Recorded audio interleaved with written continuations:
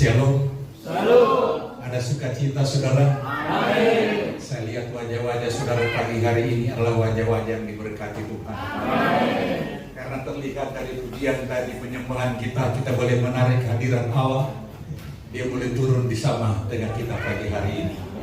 Puji Tuhan. Tentu sebelum lebih jauh saya menyampaikan firman Tuhan, saya mengucapkan banyak-banyak terima kasih kepada hambanya Bapak Gembala Abraham dan Ibu Gembala yang boleh memberikan waktu kesempatan saya melayani firman Tuhan. Ada pepatah berkata, tak kenal maka tak disayang, saudara. Saya Pendeta dan Celepa, saya datang dengan rekan saya Pendeta Roy Toluliu. Kami berdomisili di Penggilingan, Jakarta Timur. Jadi nggak jauh dari kantor Wali Kota Jakarta Timur. Dan kalau waktu dan kesempatan diberikan buat kami, ini merupakan satu undangan yang terhormat buat kami. Puji Tuhan. Amin. Dan saya rasa jemaat semua pasti akan diberkati pagi hari ini. Haleluya. Puji Tuhan. Mari kita langsung mengambil Alkitab kita, saudaraku. Untuk tidak membuang waktu, kita buka di dalam kitab Mazmur, kitab Kisah Rasul pasal yang ke-10. Kitab Kisah Para Rasul pasal yang ke-10. Kita akan sama-sama akan baca ayat yang pertama sampai dengan ayat yang keempat. Untuk menghormati pembacaan firman Tuhan, saya jemput jemaat kita bangkit berdiri. Saudara ikuti saya akan baca ayat-ayat dari ayat yang pertama hingga ayat yang keempat. 2, 3. Di Kaisarea ada seorang yang bernama Cornelius, seorang perwira pasukan yang disebut pasukan Italia. Ia saleh, ia serta seisi rumahnya takut akan Allah, dan ia memberi banyak sedekah kepada umat Yahudi dan senantiasa berdoa kepada Allah. Dalam suatu penglihatan kira-kira jam 3 petang, jelas tampak kepadanya seorang malaikat Allah masuk ke rumahnya dan berkata kepadanya, Cornelius. Ia menatap malaikat itu dan dengan takut ia berkata, ada apa Tuhan? Jawab malaikat itu, semua doamu dan sedekahmu telah naik ke hadirat Allah dan Allah mengingat engkau. Terima kasih. Silakan saudara duduk kembali. Tentu ayat ini seringkali kita baca, bahkan mungkin juga pernah seringkali diwakbakan oleh beberapa hamba-hamba Tuhan. Tetapi saya tertarik akan firman Tuhan pagi hari ini tentang sosok seorang perwira yang bernama Cornelius. Tentu seorang perwira, dia adalah seorang yang terpandang. Dia punya pangkat, dia sering dihormati oleh bawahannya karena dia seorang perwira. Tetapi di sini kita lihat Alkitab menulis, walaupun dia sebagai seorang perwira, ia adalah seorang yang saleh. Ia dan seisi rumah tangganya beribadah kepada Tuhan. Ia banyak memberi korban sedekah dan selalu berdoa kepada Tuhan. Tentu kalau kita membaca dan melihat akan seorang perwira Kapernaum ini, tingkat kerohanian dia begitu tinggi. Karena Alkitab dia berkata ia adalah seorang yang saleh, orang yang takut akan Tuhan, orang yang selalu memberikan nasihat yang baik kepada orang-orang yang kurang baik. Kalau kita lihat kehidupan kekristenan di akhir zaman ini, Alkitab dia berkata semakin dosa dia makin bertambah, maka kasih orang itu akan menjadi berkurang. Jadi kalau gereja Tuhan di akhir zaman ini kurang pendekatan dengan Tuhan, maka perlu dipertanyakan kekristenan, perlu dipertanyakan pelayanannya, saudaraku. Sebab itu Alkitab dia berkata banyak yang terpanggil, tetapi sedikit saja yang dipilih oleh Tuhan. Saya bersyukur, terima kasih kepada Tuhan. Di usia saya masih 20 tahun, saya sudah sekolah Alkitab, saudara. Di tahun 1978. Jadi kalau saya hitung-hitung, saya sudah hampir 46 tahun melayani Tuhan. Dan Tuhan tidak pernah tinggalkan, biarkan saya. Saya belum pernah puasa terpaksa karena tidak punya beras segenggam. Tuhan pasti akan jamin dan Tuhan pasti akan pelihara. Sebab itu kalau kita lihat akan Kornelius ini, dia adalah seorang yang saleh, dia seorang yang beribadah kepada Tuhan seisi rumah tangganya. Dia banyak memberi korban sedekah dan dia selalu banyak berdoa kepada Tuhan. Jadi firman Tuhan pagi hari ini saya akan memberikan judul tema ibadah yang diterima oleh Tuhan. Ada orang bilang tipe Kristen ini ada 3, saudara. Ada Kristen pedati, ada Kristen merpati, ada Kristen sejati. Lalu saya bertanya, apa itu Kristen pedati? Oh, Kristen pedati itu Kristen yang didorong-dorong, gerobak, ke gereja dong, datang ke gereja dong. Oh begitu. Kalau Kristen merpati, hari Minggu jalan dia kelihatan di gereja. Tapi kalau ada ibadah ucapan syukur, wah nomor 1 sudah hadir. Karena di sana ada makan-makan. Oh begitu ya. Kalau Kristen sejati, tanpa makanan, dia pasti hadir, datang beribadah kepada Tuhan. Amin. Di akhir zaman ini, saudaraku, Tuhan akan pilih Kristen yang sejati, Kristen yang sungguh-sungguh, Kristen yang benar-benar terpanggil di dalam Tuhan. Maka oleh sebab itu kita lihat Kornelius ini di dalam ayat yang keempat, bagian yang terakhir, dikatakan begini, saudaraku, sedekahmu telah naik ke hadirat Allah dan Allah mengingat engkau. Perhatikan baik-baik ayat yang terakhir ini, dia katakan Allah mengingat engkau. Jadi banyak kita berkata, oh itu orangnya rajin, dia ke gereja, oh dia setia melayani akan Tuhan. Tetapi perbuatan di luar itu tidak menjadi berkat. Tetapi Kornelius tidak demikian. Segala sesuatu yang dia lakukan bagi Tuhan, bagi sesama manusia, dia tidak perlu gembar-gemborkan. Tetapi sepasang mata yang tidak pernah tertutup itu melihat perbuatan Kornelius. Dan Allah katakan kepada malaikat, sampaikan kepada Kornelius, segala doamu, sedekahmu telah naik ke hadirat Allah dan Allah mengingat engkau. Puji Tuhan. Kita berterima kasih kalau Tuhan masih mengingat kita sampai saat ini. Amin. Amin. Banyak orang Kristen yang tidak mengingat Tuhan, sehingga hari ibadah mereka pergi plesir, pergi mencari kesenangan dunia dan lain sebagainya.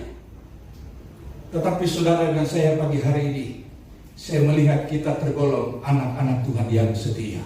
Amin. Haleluya. Pertahankan ini sampai Tuhan datang menjemput kita. Sebab itu Rasul Paulus dia pernah berkata begini kepada jemaat yang ada di Roma. Coba kita lihat di dalam kitab Roma pasal yang ke-12.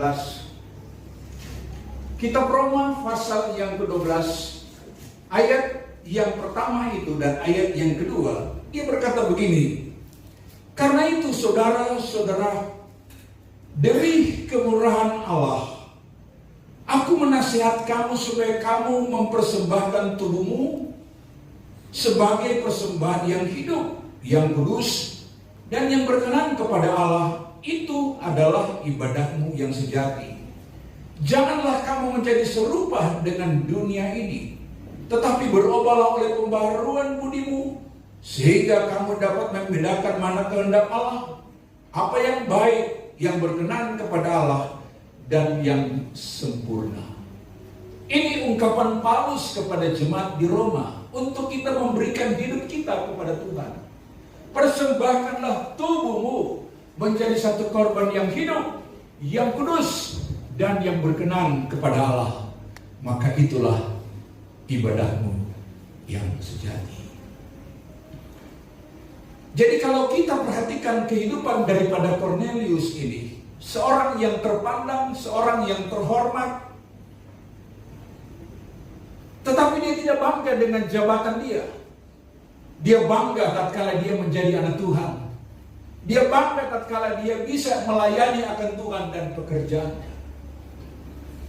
Jadi kalau saudara sebagai pelayan Tuhan yang hadir pada pagi hari ini, kalau Tuhan boleh taruhkan satu pelayanan di pundak saudara, lakukanlah itu penuh dengan ucapan syukur. Amin. Amin. Sebab pekerjaan yang terindah dan termulia di dunia ini bukan dia direktur bank, bukan. Pekerjaan yang terindah dan termulia di dunia ini apabila dia melayani Tuhan dan pekerjaannya. Walaupun tidak diperhitungkan oleh hamba Tuhan, gembala setempat, organisasi gereja, tetapi Tuhan perhatikan setiap apa yang kau lakukan. Alkitab berkata, upahmu bukan di dunia, tetapi upahmu di dalam kerajaan sorga yang kekal. Itulah sebabnya saya tidak akan mundur mengiring Tuhan, terlebih melayani Tuhan. Ada upah yang Tuhan sudah sediakan dan akan berikan kepada kita. Kapan itu akan diberi? Tatkala kita akan dipanggil Tuhan, upah Tuhan sudah sediakan bagi kita. Puji Tuhan. Jadi saya berterima kasih kalau kita saat ini masih bisa berhimpun bersama-sama. Saya juga berterima kasih kalau saya dapat melayani Tuhan pada pagi hari ini. Saya bisa berjumpa dengan Bapak dan Ibu Gembala Saudara. Walaupun istilahnya ada tempat-tempat yang terpojok, tetapi di sini kita masih ada tempat untuk memuji, bahkan memuliakan nama daripada Tuhan. Haleluya. Jadi kalau kita perhatikan baik-baik, dikatakan tadi Paulus kepada jemaat yang ada di Roma, jangan kamu menjadi serupa dengan dunia ini, tetapi berubahlah. Sebelum saudara dan saya kenal Tuhan, sebelum saudara dan saya jadi anak Tuhan, kita punya hidup itu gak bagus, hidup gak baik. Kita punya latar belakang jelek, punya masa lalu yang jelek. Tetapi Tuhan angkat kita menjadi anak Tuhan. Tuhan angkat kita menjadi pelayan Tuhan. Dan itu anugerah yang luar biasa, yang saudara tidak bisa beli dan bayar itu dengan apa yang saudara punya dan miliki. Sebab itu tadi begitu kami sampai, Bapak Gembala katakan, oh ini anak saya, mereka bantu di dalam pelayanan musik dan lain sebagainya. Wah, luar biasa. Enggak semua anak pendeta bisa lakukan hal itu, saudara. Cornelius ajarkan itu kepada anak-anaknya, seisi rumah tangga, untuk takut akan Tuhan, untuk beribadah kepada Tuhan, terlebih melayani akan pekerjaan daripada Tuhan. Jadi kalau saya jumpa dengan rekan-rekan hamba-hamba Tuhan, teman-teman sepelayanan, kalau mereka mendengar bahwa anak mereka membantu pelayanan pekerjaan Tuhan, wah, luar biasa. Berarti tidak sia-sia orang tua mendidik anak-anaknya untuk dekat kepada Tuhan, untuk setia kepada Tuhan, untuk melayani akan Tuhan. Sebab ada anak hamba Tuhan hidup tidak rohani. Orang tuanya ada di gereja melayani Tuhan, anaknya ada di dunia lain sana. Jadi kita sebagai orang tua bangga kalau anak-anak kita semua ada di dalam pelayanan pekerjaan Tuhan. Dulu waktu saya sekolah Alkitab, saya punya orang tua marah. Saya tinggal sama saya punya om yang ada di Tanjung Priok.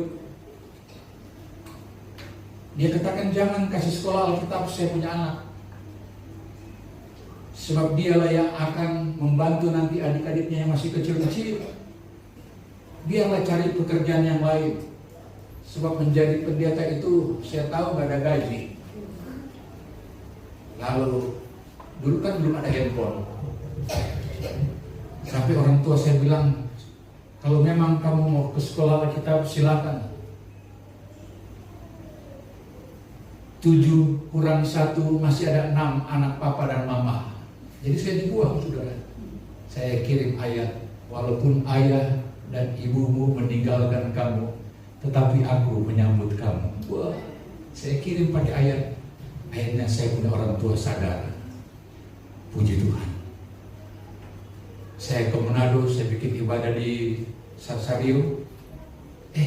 Sementara saya khotbah, saya lihat papa saya, mama saya ada duduk paling belakang. Tadinya kan mereka nggak mau. Itulah kuasa dan mujizat Tuhan. Sampai saya punya om, dia kirim surat pada waktu itu. Kamu pilih, anak kamu jadi perampok, pembunuh, atau jadi pendeta. Maka dia diam. Itulah panggilan Tuhan, saudara. Saya juga nggak nyangka kalau saya menjadi seorang hamba Tuhan. Karena saya punya papa bukan seorang pendeta. Papa saya seorang anggota dari Angkatan Darat. Jadi nggak mungkin saya akan masuk pendeta. Tetapi panggilan Tuhan itu indah dan tepat pada waktunya. Haleluya. Kita lanjut terus melihat. Kalau dikatakan tadi, janganlah kamu menjadi serupa dengan dunia ini, tetapi berubahlah oleh pembaharuan budimu, sehingga kamu dapat membedakan mana yang baik dan mana yang tidak baik, mana yang berkenan kepada Allah dan mana yang tidak berkenan kepada Allah. Tetapi berbeda dengan ahli Taurat dan orang Farisi, kata Matius pasal yang ke-15 ayat 7 sampai ayat yang ke-9. Di sana ayat ini dia berkata, mereka beribadah kepada Tuhan, akan tetapi hati dan mulut mereka itu jauh daripada Allah. Kelihatan mereka beribadah, tetapi hati dan mulut mereka itu jauh daripada Allah. Apakah tipe Kristen ada zaman sekarang ini? Banyak, saudara. Kelihatan penampilan indah di gereja, bagus, baik. Sebab itu Rasul Paulus dia pernah berkata bahwa kita ini adalah surat-surat yang terbuka, yang dapat dikenal dan dapat dibaca oleh sekian banyak orang. Dulu saya pelayanan di Harapan Baru Regensi, saudara. Itu ada gereja 6, nggak ada gereja 6 berjejer di dunia, cuma ada di situ.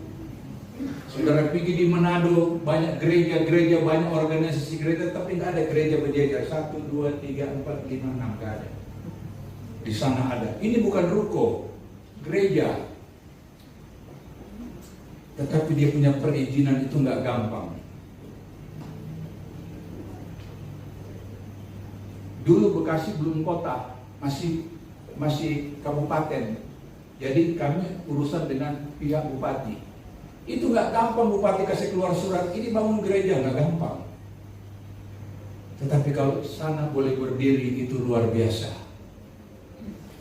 Tahun 98 ini 6 gereja mau dibakar, saudara. Tapi yang jaga di gereja kita itu bukan jemaat, bukan polisi, tetapi orang-orang yang dari gudang peluru di belakang gereja, kan ada gudang peluru. Mereka jaga dengan brand. Siapa berani bakar di gereja? Karena kalau bakar di gereja Bekasi habis, saudara. Itu gudang peluru itu 3 kali dari Cilandak yang pernah meletus waktu itu. Jadi ini tentara dia jaga. Pak pendeta tenang aja, kami jaga. Oh pakai brand, saudara. Luar biasa Tuhan taruh di situ sampai sekarang. Aman, tentram, damai. Tadi saya tanya kepada Bapak Gembala, sudah berapa lama Pak di sini? Bukan udah 3 tahun. Aman, puji Tuhan. Saya berdoa supaya ini boleh menjadi milik gereja. Amin. Dunia katakan mustahil, bagi Allah tidak ada perkara yang mustahil. Amin. Waktu urus surat gereja itu, saudara tahu saya sampai di istana. Karena sudah ditolak bupati waktu itu di atas Garuda. Nggak boleh ada gereja di sini. Kami sudah berdoa, berpuasa, saudara. Sampai lurah sana katakan, Pak, kalau ada gereja berdiri di Harapan Baru Regensi, potong saya punya kuping. Sekarang gereja ada, kita mau potong lurahnya, nggak mau dia. Sampai dia bilang begitu, saudara, supaya kita mundur, supaya kita nggak ada berusaha. Tetapi doa itu merupakan satu kekuatan kita bagi Tuhan. Tatkala kita berseru dengan cucuran air mata, maka ibalah hati Tuhan. Dia kirimkan orang sana untuk tanda tangan, silakan bangun gereja. Ini sudah ditolak, tiba-tiba Rekom Bupati turun, segera dibangun gedung gereja. Itu kan luar biasa. Nah, ada di pikiran hamba-hamba Tuhan katakan, kok bisa ya sana terjadi? Bisa. Walaupun mereka kasih itu tempat itu empang, tempat pancing anak-anak, tapi sekarang rata boleh diuruk, selesai, bagus.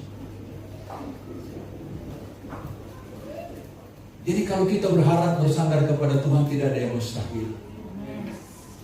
Sebab itu saya tadi bilang sama Bapak Gembala, yakin saya, berdoa saya, pasti ini akan menjadi milik gereja. Iya. Uang nanti Tuhan akan kirim, berkat Tuhan pasti akan kirim kalau kita bersatu di dalam Tuhan. Ini Cornelius ini orang yang sangat diberkati Tuhan. Hidup dia dekat dengan Allah. Banyak waktu yang dia berikan bagi Tuhan. Kita pun waktu mengalami hal yang sama di sana demikian, saudara. Dulu kami sebelum ada gereja, kami ibadah di rumah-rumah.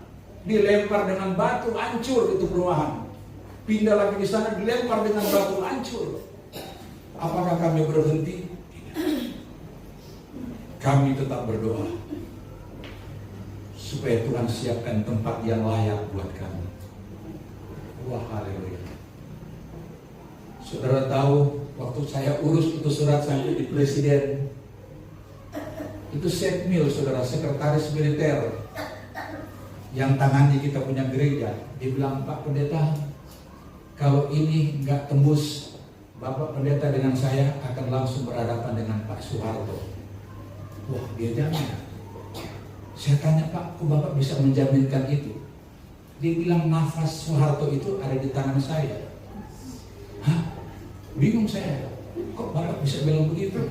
Ini pengaribuan, cuma bintang 1. Tapi dia Karo Kampres, Kepala Biro Keamanan Presiden. Wah, luar biasa. Orang yang tepat Tuhan kirimkan, saya harus ada di sana. Bapak jangan ke Pemda 10 hari, saya proses dari sini. Wah, rasa 10 hari itu seperti 10 tahun. Tunggu, aduh, ini baru hari ketiga, ini baru hari keempat. Hari ke-9 saya sudah nggak tahan, saya jalan ke Bapeda, Badan Pekerja Daerah di Bekasi. Oh, Pak, tolong tanda tangan ini. Apa, Pak? Ini rekom dari Bupati, tolong ditanda tangan. Bisa dibangun gereja. Oh, sudah ditolak. Oh, ini baru, Pak, baru. Wah, luar biasa. Tuhan tolong campur tangan. Ini pun juga bisa Pak Gembala, saya percaya. Walaupun ini dikatakan tanah apa, penghijauan atau tanah pengairan, itu gereja itu tanah pengairan. Gereja itu tanah pengairan, tapi bisa dibangun gereja. Jadi peraturan itu bisa diubah kalau Tuhan tempatkan tempat yang baik untuk kita, tempat yang tepat untuk kita beribadah kepada Tuhan. Jadi oleh sebab itu dikatakan tadi oleh kitab Injil Matius pasal yang ke-15 ayat 7 sampai ayat yang ke-9, mereka itu kelihatan beribadah, tetapi hati dan mulut mereka itu jauh daripada Tuhan. Nah, banyak kehidupan kekristenan di hari-hari terakhir pun demikian. Ke gereja pun hanya show saja, hanya penampilan saja, tetapi hati mereka belum tentu sungguh-sungguh kepada Tuhan. Sebab Tuhan mau orang yang datang beribadah kepada Tuhan, ibadah yang diterima oleh Tuhan adalah ibadah yang sungguh-sungguh beribadah kepada Tuhan. Maka sebab itu di dalam kitab Keluaran pasal yang ke-23, kalau saudara lihat ayat yang ke-25, di sana dikatakan kalau kita beribadah sungguh-sungguh kepada Tuhan, maka roti dan air akan diberkati, makanan dan minuman kita pasti akan diberkati oleh Tuhan. Dan saya percaya kita yang hadir pada pagi hari ini, semua kita punya kebutuhan, semua kita punya keperluan. Tetapi kalau kita utamakan Tuhan terlebih dahulu, maka kita pulang sebentar, Tuhan sudah siapkan berkat di tengah-tengah rumah tangga kita. Saya percaya dan yakin itu. Sebab itu saudara yang kekasih di dalam Tuhan, kalau kita klaim janji firman Allah, bahwa Tuhan tidak pernah tinggalkan orang-orang yang percaya, orang-orang yang selalu rindu akan Tuhan. Tuhan pasti akan berkati dengan berkat yang berlimpah. Saya teringat saudara begini, saya baru 2 bulan keluar sekolah Alkitab, ditempatkan di Serdang Kemayoran.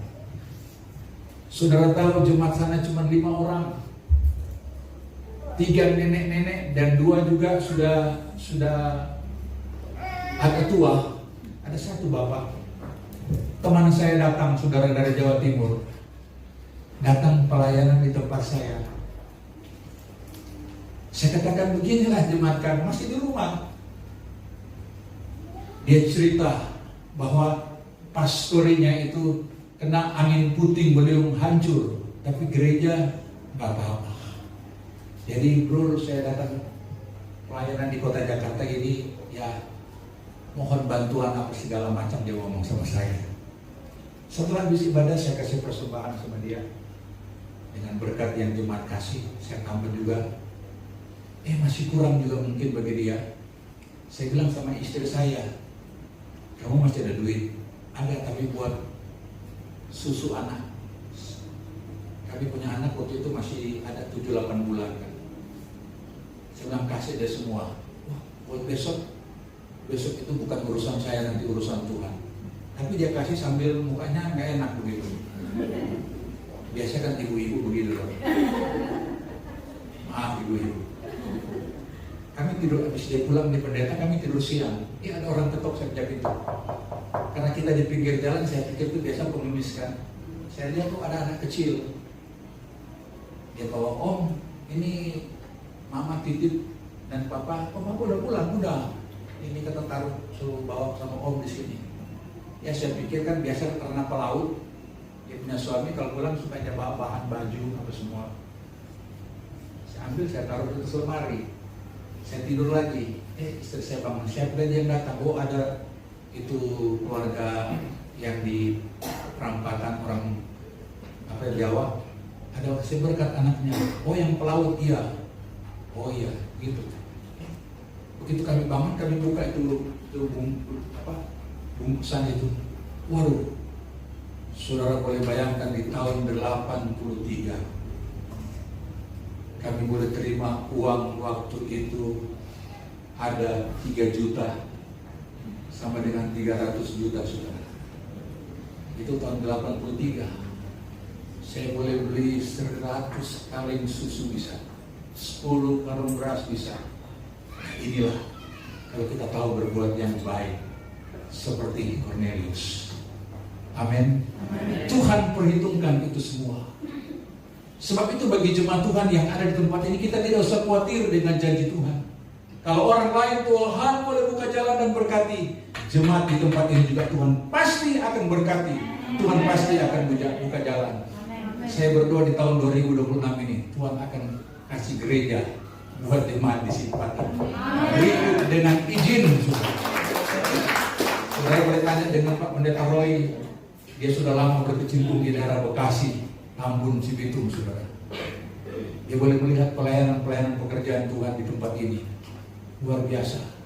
Tapi kalau Tuhan boleh kasih tempat gereja buat kita beribadah dengan bebas, anugerah yang luar biasa. Ikutlah teladan seperti Cornelius. Orang yang saleh, orang yang takut akan Tuhan, seisi rumah tangganya setia kepada Tuhan, dan dia selalu berdoa kepada Tuhan. Berdoa kepada Tuhan. Saya sering terbangun di tengah malam. Saya selalu berdoa, Tuhan, berikan saya selalu kekuatan, berikan saya selalu kesehatan. Sebab saya punya pergumulan luar biasa, saudara. Saya punya istri ini jatuh dari motor 2 tahun yang lalu. Apa tahu?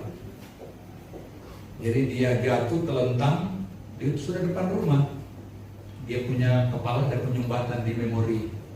Dulu bisa berkhotbah, sekarang udah gak bisa. Jadi kalau ngomong gitu.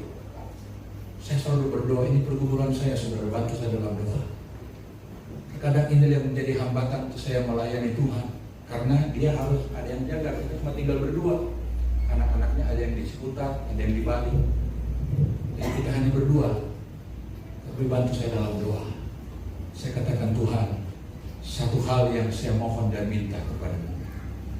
Kalau doa-doa yang lalu Tuhan boleh jawab, doa ini untuk istri saya juga Tuhan pasti akan tolong dan jawab, supaya dia boleh memperoleh kesembuhan yang sempurna, kami dapat melayani Tuhan dan pekerjaan.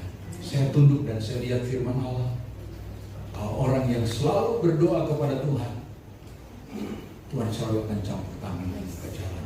Yang terakhir, Timotius katakan dalam 1 Timotius pasal yang ke-6 ayat yang ke-6, ibadah yang sungguh-sungguh itu adalah ibadah yang disertai dengan hati yang senang, hati yang ada sukacita. Bisa bilang haleluya? Sebab itu saya katakan tadi sebelum saya berkhotbah, ada sukacita saudara. Saudara katakan amin. Sebab kalau kita datang beribadah dengan hati yang tidak ada sukacita, percuma. Firman itu dia hanya masuk telinga kanan, dia keluar telinga kiri. Karena hati kita itu dongkol. Ada yang kita tidak suka. Mungkin di dalam rumah kita, mungkin tetangga kita, bahkan mungkin ada di dalam orang gereja sini. Itu harus dijauhkan, dilemparkan, dan tidak ada lagi pada kita. Kita harus memiliki hati yang penuh dengan sukacita. Sebab Tuhan yang kita sembah, Dia selalu ada menyertai dengan kita sampai selama-lamanya.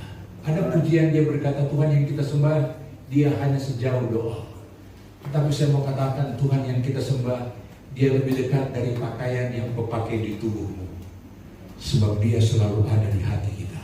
Amin. Amin. Kapan saja kita berseru, memohon kepada Tuhan, Dia pasti akan dengar. Dia pasti akan kabulkan permohonan doa saudara dan saya. Bahwa Dia adalah Allah kita yang hidup, Allah kita yang setia sampai selama-lamanya. Kita bangkit berdiri, kita angkat pujian yang